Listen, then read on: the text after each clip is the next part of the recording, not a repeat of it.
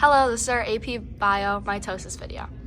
Interphase is the longest phase of the cell cycle. It has multiple stages to better prepare the cell for duplication. The steps inside interphase are gap 1, where the cell grows, makes proteins, and makes organelles, to then synthesis, where the cell copies its DNA so each chromosome is duplicated into 2 identical sister chromatids, joined at a centromere.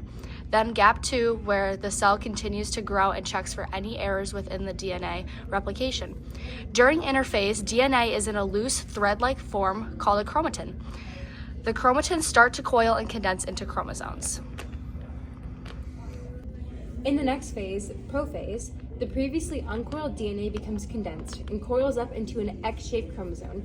The centrosomes then move to opposite sides of the cell and begin to produce spindle fibers, or microtubules, that will form the mitotic spindle. Once formed, the microtubules of the spindle start to attach to the chromosomes, and the nuclear membrane starts to break down into preparation for future stages. Following prophase is prometaphase. The nuclear membrane completely dissolves, allowing for the spindle fibers to attach onto the chromosomes at the centromere. This causes for the chromosomes to move towards the center of the cell.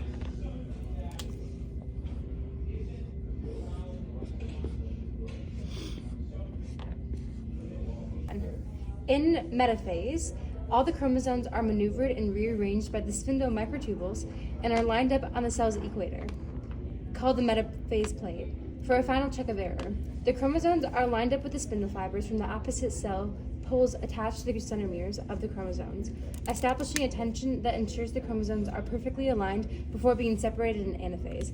If the chromosomes aren't properly attached by this point, the cell pauses here. Next, the centromeres split, separating the sister chromatids.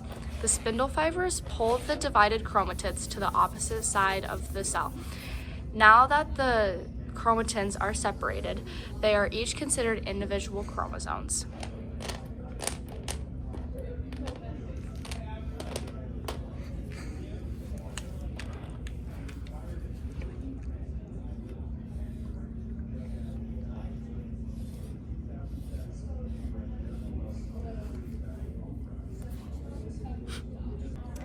Then, in telophase, the chromosomes reach the opposite ends of the cell and uncoil back into chromatins.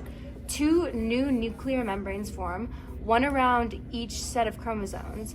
The spindle fiber disappears, which fully separates the chromatids, and the new cell now has 2 separate nuclei instead of 1 cytoplasm. Next is cytokinesis. The cytoplasm divides into 2 daughter cells. In animal cells, a cleavage furrow forms until the cell splits into 2. But in plant cells, a cell plate forms down the middle, which then becomes the new cell wall. The result is 2 genetically identical daughter cells, each with the same number of chromosomes as the original.